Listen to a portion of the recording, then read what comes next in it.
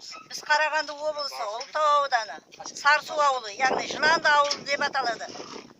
Сол халқымыз мінеки күнделікті көретін тірлігіміз осы. Ауыз суға өте зәруміз. Ақбұлақ бағдарламасы бойынша негізі үйге кіріп тұру керек су. Қайдағы үйге кіру? Даладағы мысалы колонкадан жөнді су ақпайды. Балаларды жіберуге де қорқамыз. Колонканың ауыздары осындай ашық. Анау қауғалап түбінен ағат 10 сағатта бір шелекті бірнеше сағат күтеміз толтыру үшін. Жұрттың келген мына пляктарын толу үшін қанша уақыт кетеді? Қауғалап тұрумен. Уақытымыз осымен өтеді. Ауыз суға өте зәруміз. Бұны қалай шешімін табу керек? Білмейміз, қайда қарайтынымызды. Жиналыс болған сайын ауданнан әкім келсе де, ауыл әкімі болса да осы проблема көтеріледі. Неше жыл болды көтеріліп келе жатқаны. Ешқандай нәтиже жоқ.